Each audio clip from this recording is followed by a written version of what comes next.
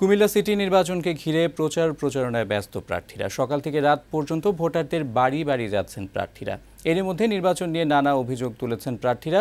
এ বিষয়ে তদন্ত করে ব্যবস্থা নেওয়ার কথা জানিয়েছেন রিটার্নিং কর্মকর্তা। কুমিল্লা প্রতিনিধি আনোয়ার হোসেনের রিপোর্ট জানাচ্ছেন ইউসুফ রানা। সিটি নির্বাচনকে সামনে রেখে উৎসবের নগরীতে পরিণত হয়েছে কুমিল্লা। বিভিন্ন রাজনৈতিক দলের কর্মী সমর্থকদের প্রচারণায় সরগম পাড়া মহল্লা। পোস্টার ব্যানারে ছেয়ে গেছে নগরীর অলিগলি।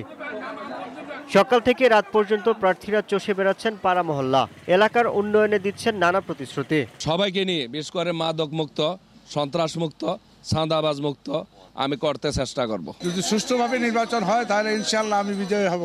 তবে হিসেব করছেন ভোটাররাও। সৎ ও যোগ্য প্রার্থী বাছাইয়ে সচেষ্ট তারা। সৎ প্রার্থী আমরা নির্বাচিত করতে চাই, যার মাধ্যমে আমাদের এই এলাকাটার উন্নয়ন হবে।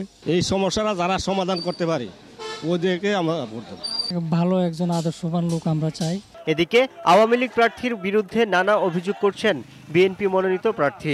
এটা কোন ধরনের রেবেল প্লে, এটা কোন ধরনের কথা চলে আমি বাধ্য হইয়া ইলিশন বন্ধ করে দিয়ে আমি টাউনের অনুসরণ শুরু করি। অভিযোগ প্রত্যাখ্যান করে আওয়ামী লীগ প্রার্থী বলেন, নির্বাচনে পরাজয় জেনে অভিযোগকে কৌশল হিসেবে কাজে লাগাতে চাচ্ছে বিএনপি। আমরা প্রচারণায় গণসংযোগে ব্যস্ত, আর ওনার যদি কোনো অভিযোগ থাকে তাহলে আইনশৃঙ্খলা বাহিনী আছে, নির্বাচন কমিশন আছে, ওনাদের কাছে অভিযোগ করবেন, ওনারা ব্যবস্থা নেবেন। অভিযোগ তদন্ত করা হচ্ছে জানিয়ে রিটার্নিং কর্মকর্তা বলেন, সত্যতা পাওয়া গেলে কাউকে ছাড় দেওয়া হবে না। সেই 20টা অভিযোগগুলো আমরা তার ব্যবস্থা নিয়েছি, কি ধরনের অভিযোগ পেয়েছি, কি ব্যবস্থা নিয়েছি, এর আমরা একটা তালিকাও করছি। আগামী 30 মার্চ কুমিল্লা সিটি নির্বাচন। প্রচারণা চলবে 28 মার্চ পর্যন্ত। নির্বাচনী আচরণবিধি মেনে প্রার্থীদের প্রচারণা চালিয়ে যাওয়ার আহ্বান জানান রিটার্নিং কর্মকর্তা। ডেস্ক রিপোর্ট, বৈশাখী সংবাদ।